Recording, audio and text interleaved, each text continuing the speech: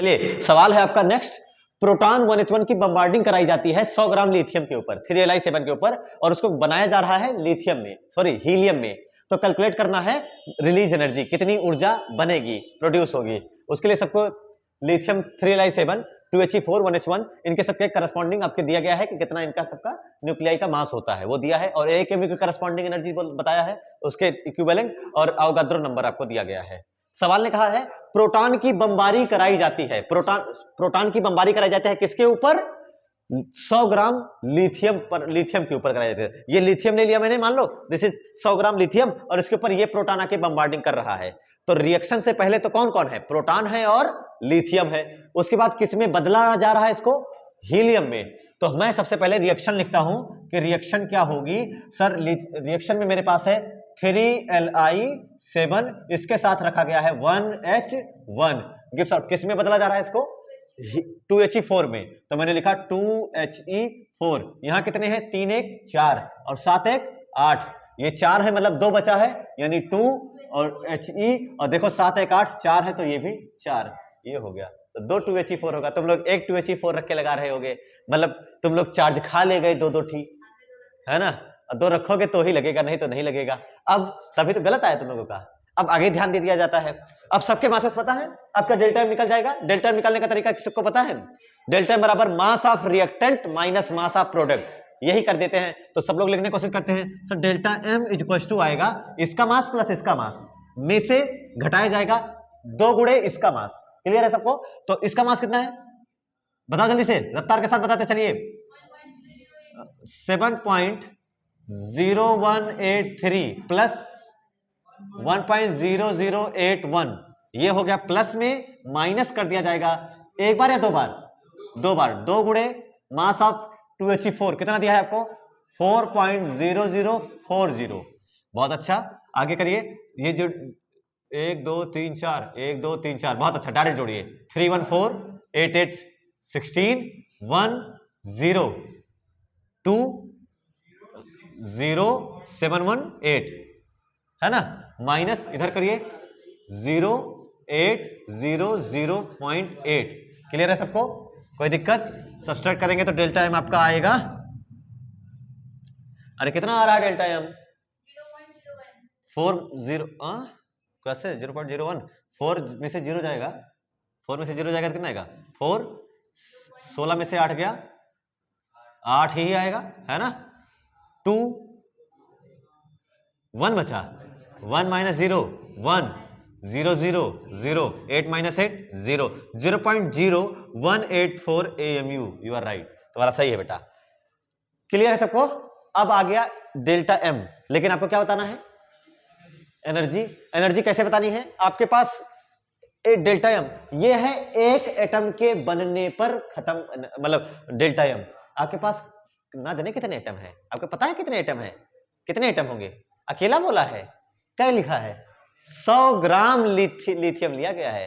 तो आपको अभी वहां भी कैलकुलेशन करनी है कि नहीं है? आप अब डायरेक्ट बता दो ना कि सर EB बराबर डेल्टा MC², तो वो गलत नहीं हो जाएगा।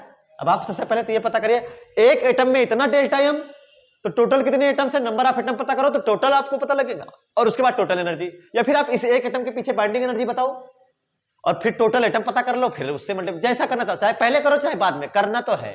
तो आइए पहले कर लेते हैं हम लोग। एक एटम में इतना, अगर एक एटम बना ना, एक एटम अगर एक एटम बन रहा है तो इतना मास डिफेक्ट आया। आपने 100 ग्राम लिथियम ले रखा था, 100 ग्राम लिथियम ले रखा था, उससे कितना बनेगा? तो 100 ग्राम लिथियम में कितने एटम हैं? 100 ग्राम लिथियम में कितने एटम है बेटा? कोई बताएगा? 100। एक एटम में, सुन ध्यान से, एक एटम बनने में कितना मास डिफेक्ट आया? एक एटम बनने में मास डिफेक्ट आया 0.0184 AMU। ये आता है एक एटम के पीछे। हमें टोटल बताना है 100 ग्राम में। 100 ग्राम से पहले सब लोग ध्यान से देखिएगा, उधर ध्यान से देखिए। क्या 7 ग्राम लिथियम में क्या कितने एटम है बेटा? 7 ग्राम लिथियम में कितने एटम है? 7 ग्राम लिथियम का मतलब क्या हुआ? 7 ग्राम लिथियम का मतलब क्या? 1 mole of lithium. 7 gram lithium का मतलब क्या हुआ? 7 ग्राम लिथियम का मतलब हुआ 1 मोल, 1 मोल ऑफ लिथियम। और 1 मोल ऑफ लिथियम का मतलब कितने एटम्स? 6.02 into 10⁻23 atom. क्या ये बात क्लियर है सबको? है कि नहीं है? आपके पास कितने ग्राम लिथियम है? 100 ग्राम। तो 100 ग्राम बताने के लिए आपको क्या पता करने का? Number of moles. तो सबको पता है ना, वेट बटा मोलर वेट, मास बटे मोलर मास। लगाते हो नहीं लगाते हो? वो वाला भार बटे अणुभार जैसा कुछ। तो आप लोग करिए 100/7 नंबर ऑफ मोल्स आ जाएगा, उसको इससे गुणा कर दो डायरेक्ट। वहां से ना करना चाहो तो आप लोग अपने हिसाब से करिए। 1 ग्राम में कितना, 1 ग्राम लिथियम में कितना मोल हो जाएगा बेटा? 1 ग्राम लिथियम में कितने मोल हो जाएंगे? 1/7 मोल ऑफ लिथियम। होगा कि नहीं होगा? 1/7 ऑफ मोल। और ये कितना हो जाएगा? 6.02 इंटू 10⁻23/7। आपके पास 1 ग्राम लिथियम है या 100 ग्राम लिथियम है? 100 ग्राम लिथियम है। तो 100 ग्राम लिथियम का मतलब हो जाएगा 100/7 मोल हो जाएगा। अरे 100 से ऊपर गुणा तो 100 से यहां भी ऊपर गुणा, 100/7 मोल ऑफ लिथियम हो जाएगा। इसमें कितना हो जाएगा? 6.02 इंटू 10⁻23/7 गुणे 100। तो इसलिए आप लोग इतना बड़ा ना जा करके समझने के लिए बताया जाता है कि ऐसे समझ। बाकी मैं तो कहता हूं डायरेक्ट अगर ऐसा कुछ आ जाए तो जितना उसका मास है डिवाइडेड बाई जितना टोटल आपने मास ले रखा है, तुरंत उतना कर दो। देखो 100/7 किया गया कि नहीं किया? 100 वो है जो हमें दिया गया था, इतना लेकर के चलिए। 7 वो है जो उसका मोलर मास है। बस भार बटे अणुभार करिए, तुरंत अवोगाद्रो नंबर से मल्टीप्लाई करिए, डायरेक्ट आंसर आता है। इतनी मेहनत करने की जरूरत नहीं है, ये सब टाइम वेस्ट है। कल बताया था, आज भी बता दिया। आप अगले सवालों में मैं डायरेक्ट करूंगा। समझ में आ रहा है? अगर इसके आगे के सवालों में डायरेक्ट किया जाएगा, इसलिए सावधान। तो भाई यहां तक हो गया, आपको टोटल एटम पता लग गया। अब एक एटम में इतना मास डिफेक्ट, देख इधर ये लाइन समझ, एक एटम में इतना मास डिफेक्ट। आपके पास तो बहुत सारे एटम आ गए, इतने एटम है, तो इतने एटम में मास डिफेक्ट कितना हो जाएगा? इतना मल्टीप्लाई बाय दिस। होगा कि नहीं होगा? Total mass defect delta M total कितना आएगा? 0.0184। सही लग रहा है सब? कहीं कोई एरर तो नहीं होगा? 0.0184 है ना? AMU ना, 0.0184 AMU। AMU का मतलब, अबे AMU का मतलब 1.67 इंटू 10⁻⁻27 इंटू ये हो गया मास डिफेक्ट एक एटम के पीछे का। और उसको मल्टीप्लाई किससे करा दूं मैं? टोटल कितने एटम है तुम्हारे पास उससे मल्टीप्लाई करा दो। मल्टीप्लाई बाय दिस डेटा, इस डेटा से मल्टीप्लाई कराओ और फिर, ठीक है? तो अब यहां कैसे लिखेंगे यार? जगह तो है नहीं। अच्छा 100 को मैं 10⁻25 कर दूं यहां आगे जाकर के, ठीक है? देखो ध्यान से, 6.02 इंटू 10⁻25, ये 23 और ये 2 25, डिवाइडेड बाई कितना हो जाएगा? 7। अब इसको सॉल्व करके मुझे तुरंत बताओ कितना आ रहा है टोटल मास डिफेक्ट। रफ्तार के साथ बताओ, यूज योर फोन्स। हाँ इसमें कर सकते हो भाई, है ना? एक काम करते हैं बेटा, वहां पर एक एएमयू के इक्विवेलेंट एनर्जी कितना दिया है? 931 में भी ना, तो हम टोटल एएमयू पता करते हैं, उसके बाद ही बताते हैं एनर्जी क्या आएगी। तो ये रास्ते वाला, ये एएमयू को हटाने वाला ये काम ना करते हुए हम लोग करते हैं पूरा एकदम सही सही। जैसा कि हमें पता है कि डेल्टा एम टोटल आएगा sir number of total atoms multiply by mass defect in forming one atom. तो हमने लिखा 6.02 इंटू 10⁻23/7 इंटू 100 मल्टीप्लाई बाई 0.0184। अब इसको सॉल्व करके तुरंत बता दीजिए कितना आएगा। अगर हम डेसिमल की बात करें तो ये नीचे 100 आएगा, ये 100 से ये 100 जाएगा, 1 2 3 4, ये नीचे आएगा 10,000, ठीक है? और है ना 6.0, देखो 602 गुणे 184/7 गुणे 10 घाते क्या 19 आ रहा है? 10 घाते कितना आएगा? 9 4 13 ना, 19 ही तो आएगा। अब आपको ये सॉल्व करना है। अरे बहुत ज्यादा मास डिफेक्ट नहीं दिख रहा है, बट एएमयू में रहेगा। किस में रहेगा? एएमयू में। अभी देखते हैं कितना गलत लगा रहे हैं हम लोग, कितना सही भी पता लग जाएगा। डेल्टा टोटल कितना है बताया? 1.565 इंटू 10⁻23, फिर 23 हो गया। ओके, ये कितना आएगा आपका एएमयू में? आएगा कि नहीं आएगा? अब एक एएमयू के करस्पॉन्डिंग एनर्जी कितनी होती है? 931, है ना? तो डेल्टा ई बाइंडिंग बराबर हो जाएगा 931 गुणे 1.565 इंटू 10⁻23 MeV। सॉल्व करोगे कितना आएगा? EV बराबर कितना आएगा? 1400 इंटू 10⁻, इसमें तो कोई फर्क ही नहीं पड़ेगा। 23 ये आएगा MEV में। किस में आएगा? MEV में। इसको जूल में बदलने के लिए क्या करेंगे हम लोग? अगर जूल में बदलना चाहोगे तो ज्यादा ही गलत ही आ रहा है, लेकिन ये मान लो 1473.214 गुणे 10⁻23 गुणे 1.6 गुणे 10⁻−19। ओह सॉरी, MEV में है ना। MEV का मतलब कितना होता है? 10⁻−13। हाँ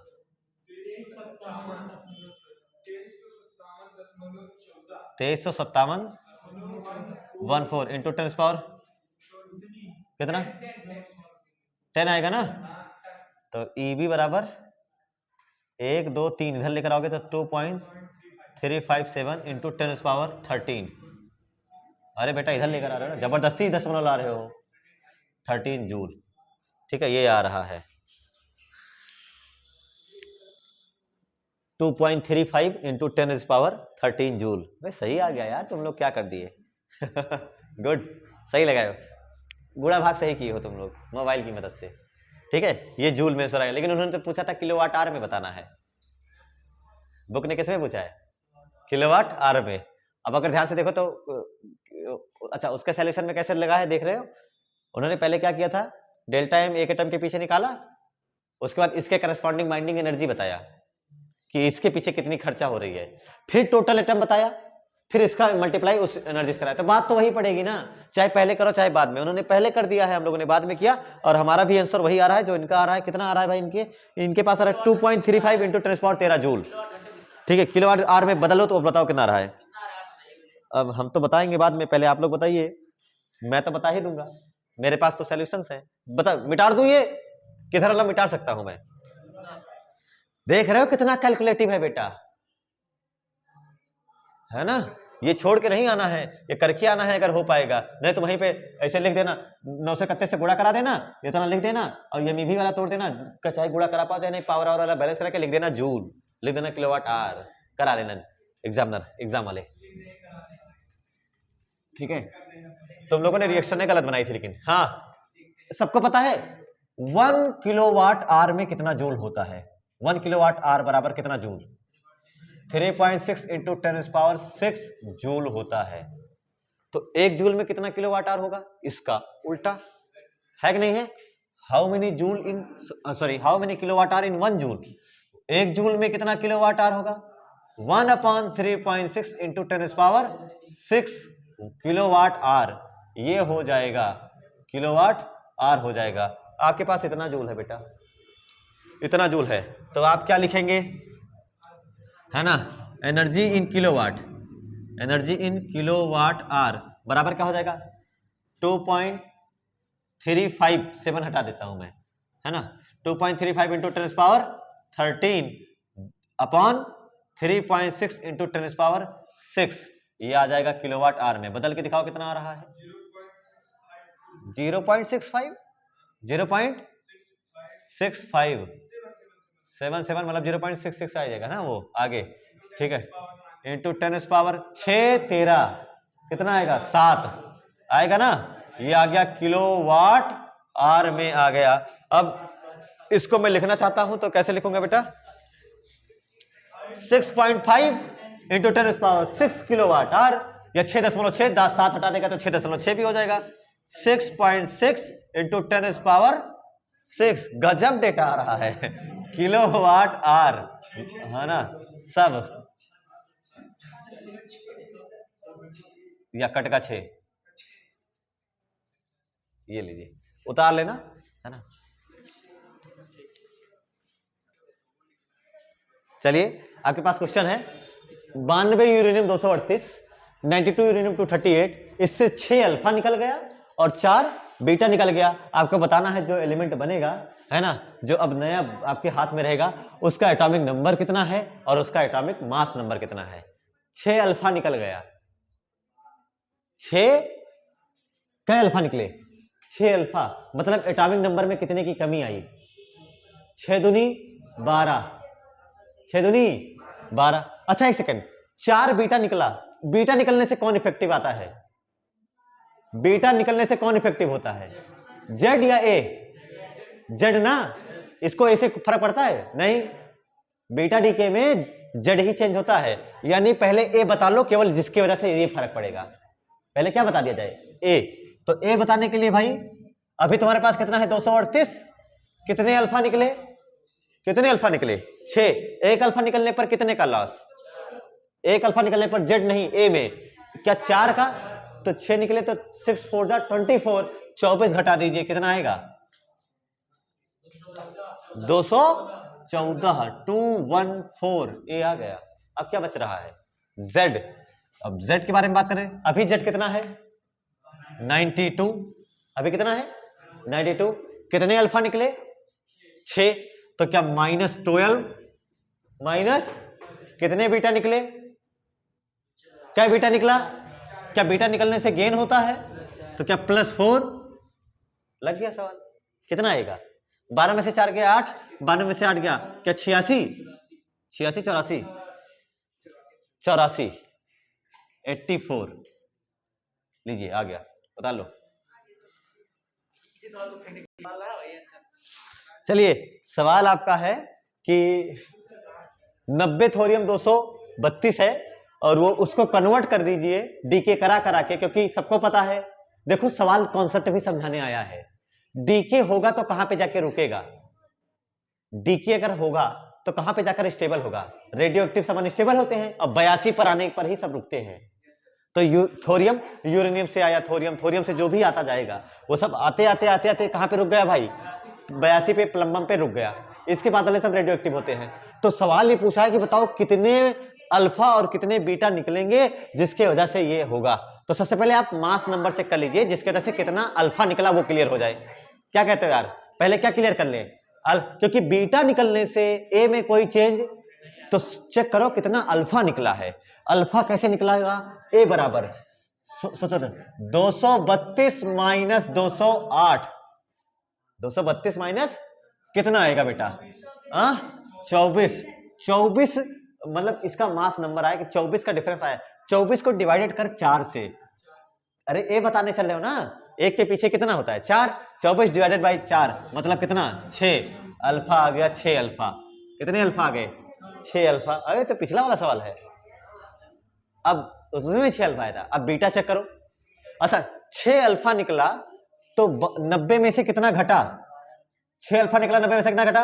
90 माइनस 12। 90 में से 12 गया मतलब कितना हो गया बेटा? 78। लेकिन ये तो 82 है, मतलब 4 थी बीटा भी निकलना चाहिए। तो सवाल लग गया। ये था अल्फा, ये क्या हो गया?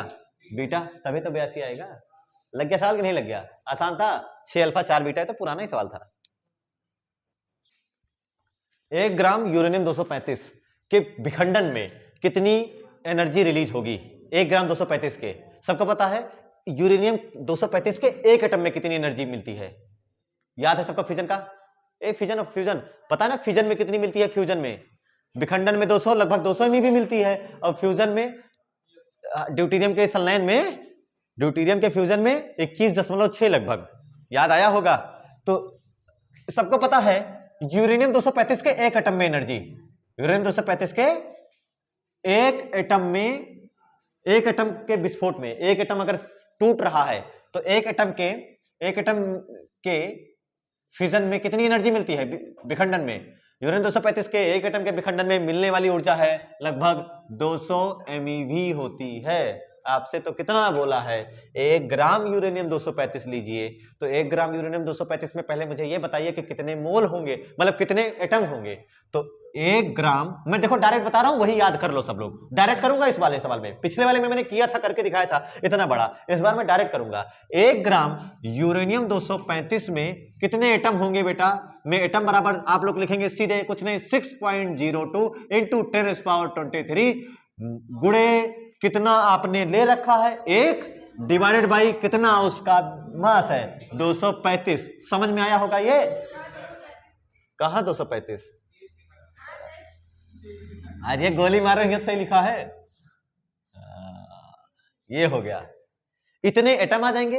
अब सोचो इतने एटम मिल गए, एक एटम में कितनी एनर्जी 200 में भी, तो टोटल एनर्जी कितनी हो जाएगी सब लोग बताइए। ई बाइंडिंग जो होगी वो भी टोटल वाली है ना, सिग्मा ई, सिग्मा नहीं लिखता हूं है ना, टोटल टोटल कितनी एनर्जी रिलीज होगी 6.02 into 10 6.02 into 10 power 23 divided by 235। 23 से 23 कट गया, 5 बचा, गुणे 200। यही सॉल्व कर लीजिएगा, आपका सवाल लगभग लगभग आ जाएगा, है ना। अवगात्रो नंबर कितना दिया है इन्होंने, अबे इन्होंने 6.6, इन्होंने कहा है 6 ही रख लो। हाँ इन्होंने कहा है 6, बट आप लोगों ने जो रखा है बहुत सही रखा है बेटा। बताओ कितना आएगा सॉल्व करने पर, 5.123, यानी लगभग 5 गुणे 10 घाते 23 MeV आएगा। आएगा कि नहीं आएगा बेटा, 200 MeV लिखा है, इसको जूल में बदल लो, अगर बदलना चाहो तो तुम्हारी मर्जी हो तो। जूल में बदलने के लिए क्या करोगे, 5 इंटू 10⁻23 MeV मतलब 1.6 इंटू 10⁻13 जूल, कितना हो जाएगा 16 पंचे 80, 8 गुणे 10 घाते प्लस 10 जूल। ये इतनी एनर्जी जानते हो किसके बराबर है, अगर हम 20 टन, एक दो नहीं कितना, ट्राई नाइट्रोटॉलुइन TNT को विस्फोट कराया जाए तो इतनी एनर्जी होती है, समझ रहे हो ना। ये हो गया, कुछ एरर था क्या, अच्छा कुछ गलती थी, ये आ गया आपका। इतनी एनर्जी रिलीज होती है कि 20 टन ट्राई नाइट्रोटॉलुइन को विस्फोट करो वो एनर्जी, और केवल 1 ग्राम यूरेनियम 235 को विस्फोट करा दो वो एनर्जी इक्विवेलेंट है। इसलिए हम लोग न्यूक्लियर एनर्जी की तरफ शिफ्ट हो रहे हैं, अब धीरे धीरे न्यूक्लियर प्लांट बनाए जा रहे हैं, समझ रहे हैं। ये देखिए आपके पास एक रिएक्शन है uranium 235 plus 0N1 nuclear fission की। यूरेनियम 235 के नाभिक के, एक नाभिक के विखंडन में एक न्यूट्रॉन लिया जाता है, जो कि कुछ इस हिसाब से रिएक्शन दी गई है, और इन सबके करस्पॉन्ड ये डेटा दिए गए हैं। इसके बेसिस पर आपको बताना है कि उस क्यू की वैल्यू क्या है। क्यू की वैल्यू किसके बिहाफ पर बताते हैं, क्यू कैसे बताते हो बेटा, क्यू कौन बताता है, क्यू बताने का तरीका है सर ईबी। ईबी कौन बताता है, किसकी मदद से, डेल्टा एम की मदद से। तो सबसे पहले target delta M find out. Delta M find out करने का तरीका सबको पता है, mass of reactant minus mass of product. बताओ अभिकारक का द्रव्यमान कितना है, 235 का कितना लिखा है 234.99 प्लस 0N1 1.01 माइनस, अरे यार इधर तो 3 3 जोड़ना पड़ेगा, बेरियम 44 का कितना है 143.87 प्लस 88.90 प्लस 3 गुणे 1.01, इका मैं डायरेक्ट कर देता हूं 3.03, यू नो है ना एवरीथिंग, यू नो एवरीथिंग। ये आएगा 236, हाँ 99 100 234 35 36 236.00 minus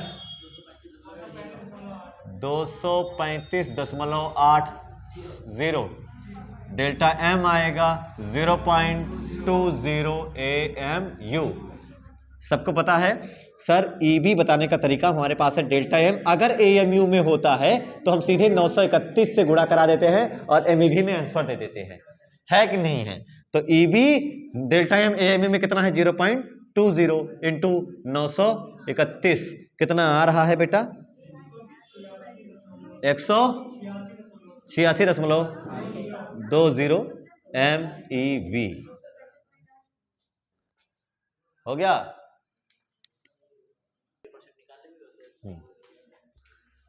in nuclear fusion reaction एक नाभिकीय संलयन अभिक्रिया में मास डिफेक्ट दिया है 0.3%। वैसे हम लोगों को पता है ड्यूटेरियम वाले में कितना होता है 0.7%, पता है ना सबको 0.7% और 21.6 MeV मिलने का चांस होता है।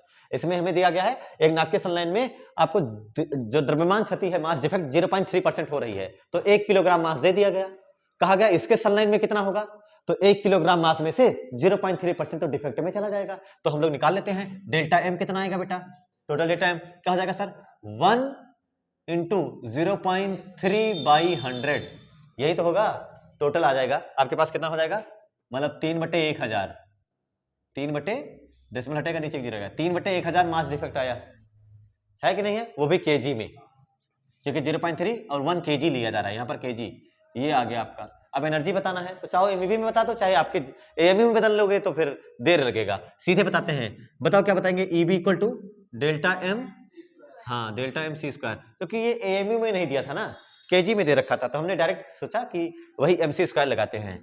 डेल्टा एम कितना है, 3/1000 गुणे सी स्क्वायर, 3 गुणे 10⁸ इसका होल स्क्वायर, 3 तिया 9, 9 तिया 27 गुणे 10⁸8 दूनी 16, 16 में से 3 गया, 16 में से 3 गया 13, और एक डेसिमल इधर आएगा तो 14 हो जाएगा। देखो आ रहा है किसी का आया था जूल। अब तुम चाहो तो एमईवी में बदल दो, ईवी में बदल दो, तुम्हारा मर्जी, इट डिपेंड्स ऑन योर खोपड़ी।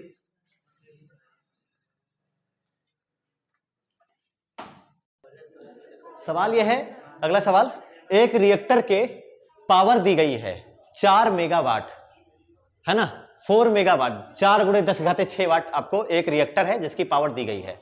अब वो रिएक्टर में पावर कहां से रहेगी, जरूर नाभिक के विखंडन से। नाभिक के रिएक्टर, न्यूक्लियर रिएक्टर में पावर कहां से आती है, न्यूक्लियाई के न्यूक्लियस के टूटने से, फिजन से आती है। तो उसमें सवाल ने सबसे पहले पूछा है, बताइए नंबर ऑफ न्यूक्लियाई फिज्ड इन पर सेकंड, एक सेकंड में, प्रति सेकंड कितने नाभिक टूट रहे हैं। तो हमें ये पता करने के लिए, और ये बताया है एक न्यूक्लियस के फिजन में, एक नाभिक के विखंडन में इतनी ऊर्जा निर्मुक्त होती है, ये बताया है। तो यहां से देखो ध्यान से, अगर आपको बताना है प्रति सेकंड कितने, प्रति सेकंड क्या चीज, कितने न्यूक्लियाई टूट रहे हैं, तो याद करो एक फार्मूला आप लोगों ने पढ़ा था ना सर, P बराबर NE, P बराबर NE, तो N बराबर क्या हो जाएगा, P/E। पावर कितनी दिया है आपको, कितना मेगावाट, 4 मेगावाट है ना, 4 गुणे 10⁶ वाट, 4 गुणे 10⁶, और वाट का मतलब जूल पर सेकंड, तो यहां आ गया जूल, अपॉन में क्या आ गया, सेकंड, नीचे क्या है, एनर्जी। अब सोच, अगर एक न्यूक्लियाई होगा तो एक न्यूक्लियाई के फिजन में इतनी एनर्जी, एक न्यूक्लियाई के फिजन में, एक न्यूक्लियस के फिजन में इतनी एनर्जी, इसको भी जूल में बदल दो तो तुम्हें पता लग जाएगा टोटल कितनी हो जाएगी, है कि नहीं है, टोटल पावर बराबर टोटल एनर्जी, पावर बराबर टोटल एनर्जी। मेरी बात समझ में आ रही है?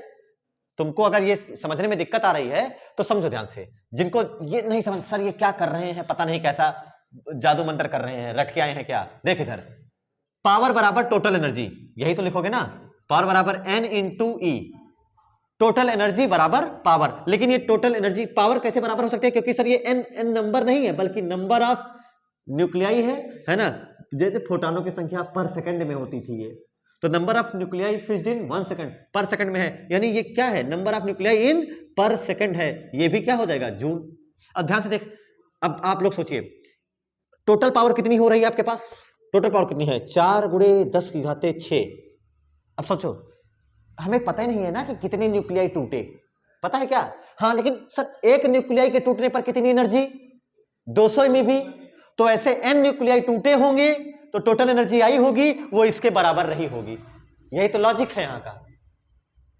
तो पावर बराबर NE, N बराबर P/E, तो E को मैं किस में लिख दूं, जूल में लिख दूं, अपने आप सवाल लग जाएगा। E बराबर कितना, 200 MeV, 200 गुणे 1.6 गुणे 10⁻⁻, यार बार बार 19 की आदत लग रखी है नहीं, क्या गलत होता है, तो लिखो क्या लिखा जाएगा, 200 गुणे 1.6 गुणे 10⁻13, 1.25 इंटू 10⁻17, 13 6 19 दो जाएगा, ये आ गया आंसर पहला।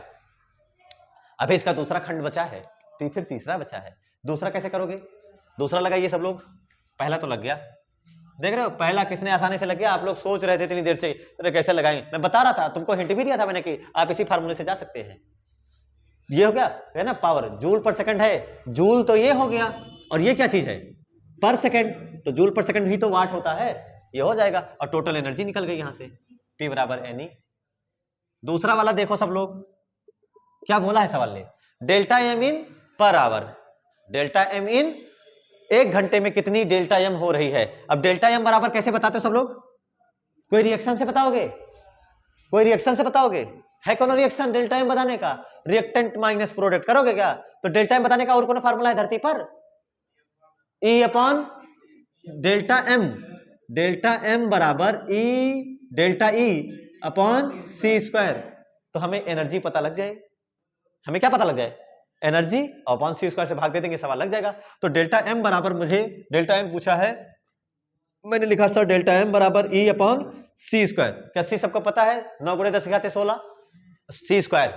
ई पता है, क्या पूछा है, ई बताओ, ई ना, सवाल ने क्या बोला है, 1 घंटे में कितना डेल्टा एम हो रहा है। तो 1 घंटे में पहले एनर्जी तो निकालो कितनी है, 1 घंटे में एनर्जी। क्या P बराबर होता है एनर्जी अपॉन टाइम, P बराबर क्या होता है, एनर्जी अपॉन टाइम। तो यहां से एनर्जी बराबर क्या हो जाएगा, पावर गुणे टाइम। टाइम कितना पूछा है उन्होंने, 1 घंटे में 1 आवर हो जाएगा, और पावर कितनी दी गई है 4 मेगावाट। तो यहां से एनर्जी बराबर हो जाएगा 4 × 10⁶ इंटू टाइम, 1 आवर मतलब जूल पर सेकेंड। इसको आर में थोड़ी लिखोगे, हाँ इसको भी सेकंड में लिखोगे, 3600 सेकंड।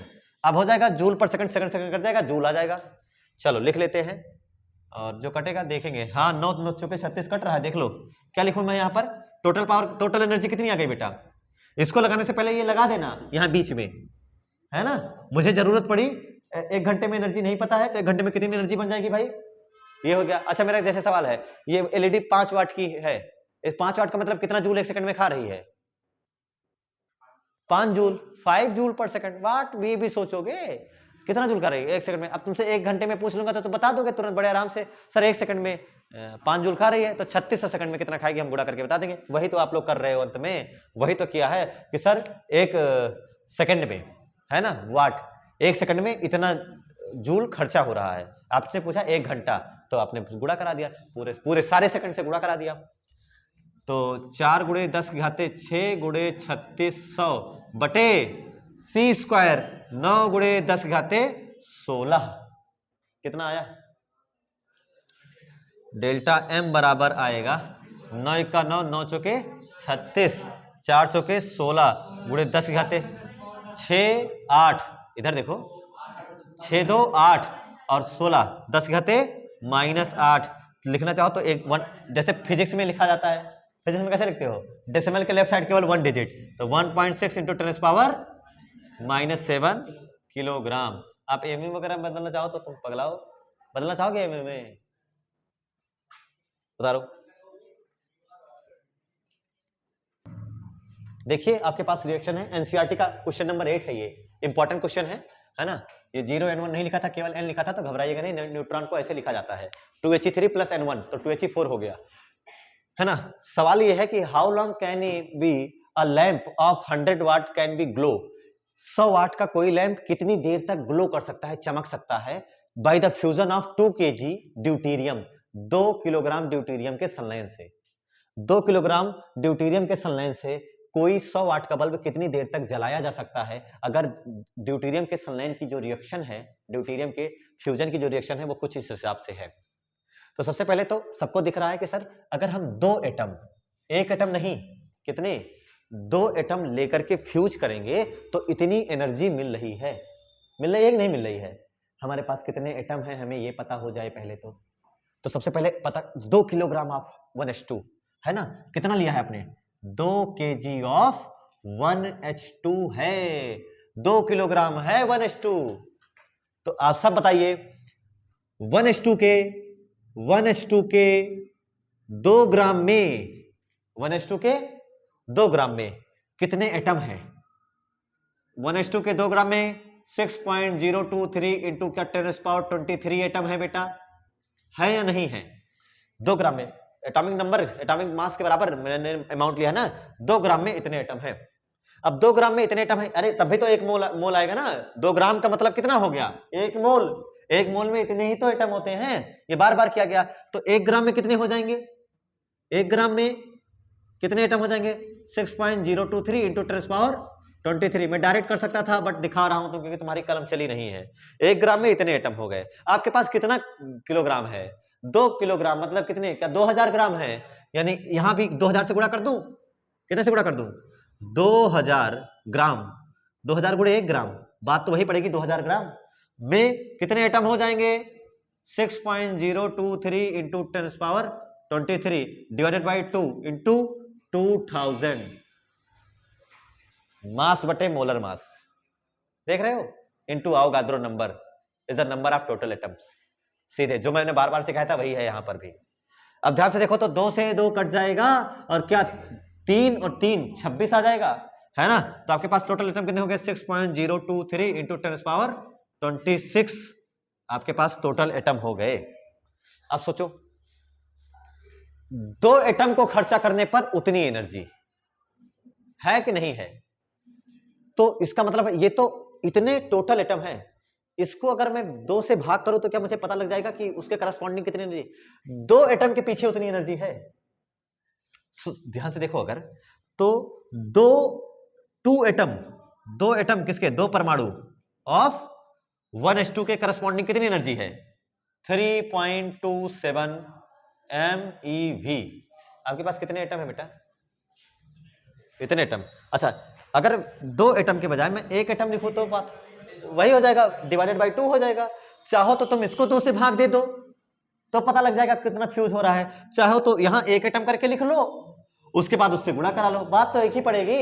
समझ रहे हो कि इस कॉन्सेप्ट को, ये कॉन्सेप्ट है क्या चीज, 2 के पीछे इतनी एनर्जी, तो इसको 2 से भाग कर लो तो जितना आएगा उसका इससे डायरेक्ट मल्टीप्लाई करा दोगे तुरंत एनर्जी आ जाएगा, बात तो वही है। चाहो तो तुम इसको खा जाओ, चाहो तो तुम इसको 2 से खिला दो, जो जिससे मर्जी उससे कर दो।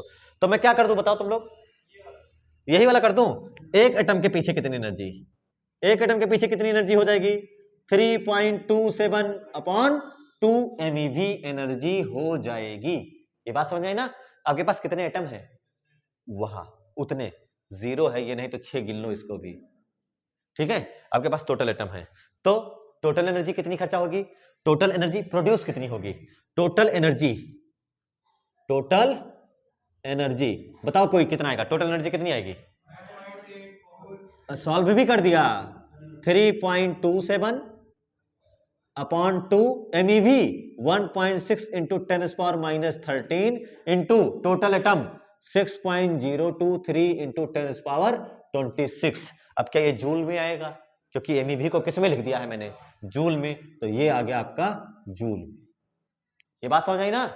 अब सवाल क्या बचा रह गया है, टोटल एनर्जी पता लग गई सर जी, अब बताना है हमको कि कितनी देर तक कोई बल्ब जलेगा। तो पावर बराबर क्या होता है, P बराबर W अपॉन T, यहां से T बराबर क्या हो जाएगा W energy upon power. Total energy कितनी है इतनी, डिवाइडेड बाय पावर, किससे भाग दे देगा तू 100 से भाग दे देगा, अपने आप सवाल लग जाएगा नहीं लग जाएगा, टाइम आ जाएगा सेकंड में, किस में आएगा, क्योंकि ये वाट में लिखा है, कहां ये देखो जूल पर सेकंड, तो टाइम आ जाएगा सेकंड में। और अगर ये सेकंड में आएगा तो क्या करोगे, हा? अगर ये सेकंड में आएगा तो उसको साल में बदलोगे, कैसे बदलोगे, हाँ हाँ हाँ बदलोगे, अभी मैं बदल के दिखाता हूँ, घबराओ मत, रुक, जान ना जाए किसी की। पहले तो तू बेटा ये सॉल्व करके बता, ले बेटा सॉल्व करके बता। हाँ वो 15.75 बोल रहा है पागल, 15.75 आता है, पूरा सॉल्व करके बताओ जल्दी से।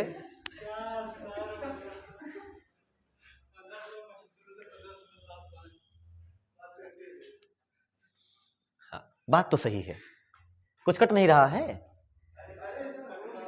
अरे कट करने दे, 13 13 26 10 घाते 13, तुम लोग जल्दी करके बताओ 6.023 इंटू 1.6 इंटू 3.27 डिवाइडेड, एक सेकंड तुम्हारे लिए आसान कर देता हूँ 0.8, इतना आसान कर दिया भाई, इतना ना करूंगा तो तुम्हारे लिए तो तुम लोग कहोगे फीस दे रहे हो बेटा, है ना।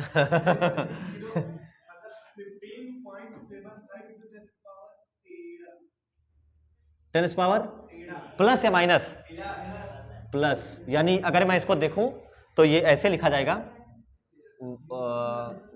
ऐसे ही रखे रहने दो इसको, सेकंड में आएगा ना, ये किस में आ गया, सेकंड में आ गया, टोटल एनर्जी आ गई। अब मैं वही जो आप लोगों ने बताया कि सर पावर यहां से समय बता देते हैं, ये एनर्जी है जूल, वहां दिमाग में चलने लग गया था, समय बराबर W अपॉन P, तो W एनर्जी है 15.75 इंटू 10 पावर, बेटा 13 ही है, हाँ अगर गलत हुआ तो तुम्ही लोगों को मारूंगा, 13 बटे 100, ये ए बे इधर कर लेना, तुम उधर क्यों जा रहे हो, 15.75,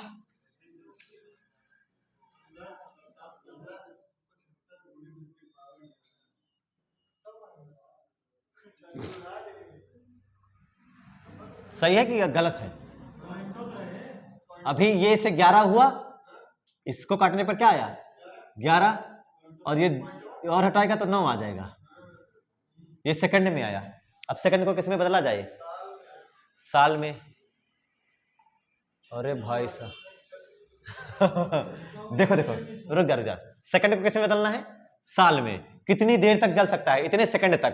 तुम्हें साल में बदलने की जरूरत नहीं है, इतना सेकंड लिख देना तो काम हो जाएगा, है ना। साल में बदलने के लिए साल में बदला जाता है।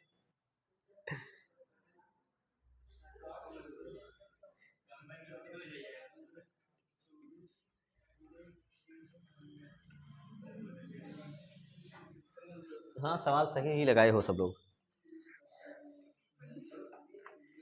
चलो, एकदम एग्जैक्ट है बेटा, एकदम क्लियर। अब इसको साल में बदलने के लिए क्या करोगे भाई? सेकंड है ना, सेकंड को साल में बदलने के लिए सर टी इक्वल टू जो जैसा लिखा है वैसा लिख दीजिए, कोई दिक्कत नहीं है। साल में बदलने के लिए, एक साल में कितने दिन? एक साल में कितने दिन? 365 दिन ना। जरूरत थोड़ी है, तो 2026 चल रहा है ना, ये लीप ईयर नहीं। 365 दिन। 12 महीने क्यों करोगे? 365 दिन में कितने घंटे? एक दिन में 24। कह रहा सर गुरु 12 महीने, आओ तुम बाहर चलो, क्लास खत्म होने के बाद तुम्हारा स्वागत करूंगा। अब 7 सप्ताह भी लिख लो। 365 गुणे 24 घंटे, 24 घंटे, और एक घंटे में कितना सेकंड? 24 घंटे, हर घंटे में 60 मिनट, हर मिनट में 60 सेकंड। लीजिए, बदल दिया गया। अब इसको सॉल्व करने के बाद लगभग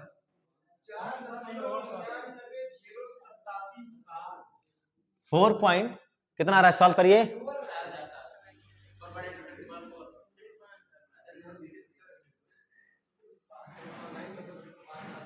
इसको सॉल्व करने के बाद आएगा अप्रॉक्स 4.9 इंटू 10⁴ ईयर्स। हाँ, न्यूक्लियर फ्यूजन बताया भी था तुमको कि इतना जरूरी है। यस, और क्या सोच लो, इतने सालों तक चलेगा, मतलब 500 साल।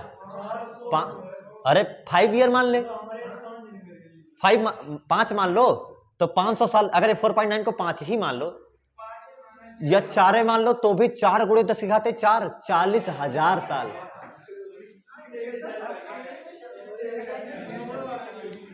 समझ में आया ये? समझ में? अब बेटा जो मैं बताने जा रहा हूं 2 मिनट के लिए, वो सुनते चलना। जो आपसे पूछा जाता है question, what is difference between fission and fusion, ये हर कोई पूछेगा और तुम हर कोई बता सकते हो। Similarity between fission and fusion, similarities, समानताएं क्या क्या हैं? सिमिलरिटीज, हाँ, नंबर 1, क्या दोनों एक्सोथर्मिक हैं?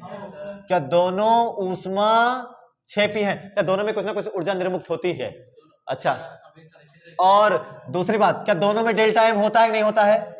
मास डिफेक्ट तो होता है। तीसरा, क्या मोमेंटम और एनर्जी, मास एनर्जी, क्या सब कंजर्व रहता है ना सर? मोमेंटम कंजर्व रहता है, और उसके साथ मास, और मास नहीं, मास प्लस एनर्जी, ये लिख देता हूं, ये सब क्या रहता है? कंजर्व रहता है, संरक्षित रहता है। सिमिलरिटीज में तीनों बातें याद रखना पड़ेगा। मैंने पूछा भी था एक बार बच्चों से कि उन्होंने सब, उनको ये पता, उनको पता था, फिजन पता था, फ्यूजन पता था। मैंने कहा अच्छा बताओ इन दोनों में अंतर क्या है, तो खटाखट सुनाते चले गए। लेकिन मैंने कहा अच्छा समानताएं बता दो। समानताएं, इवन समानताएं भी हैं, हाँ है, क्यों नहीं है समानताएं? दोनों ऊष्मा शोषी हैं, क्षेपी हैं, मतलब एक्सोथर्मिक। इसमें एनर्जी रिलीज होती ही होती है, डेल्टा एम। दोनों में मास डिफेक्ट आता है तभी तो एनर्जी रिलीज होती है। और तीसरा क्या है? मोमेंटम, मास प्लस एनर्जी, सब क्या रहता है? कंजर्व रहता है कि नहीं है? ये चीज हो गया। अब बताओ कि डिफरेंस क्या क्या है बेटा? डिफरेंस क्या क्या है? डिफरेंस ये है कि फ्यूजन में सबसे पहला अगर बात करेगा तो फ्यूजन में है ना, विखंडन में, और दूसरी लिख देगा। अरे इसमें बहुत सारे डिफरेंसेस लिख सकते हो तुम लोग यार, इसमें बहुत सारा। सबसे पहले तो ये बताओ कि सर फ्यूजन में, फिजन में है ना, टूटने वाले में क्या होता है? हैवी न्यूक्लियस टूटता है, 2 या 2 से ज्यादा लाइट न्यूक्लियस में टूटता है।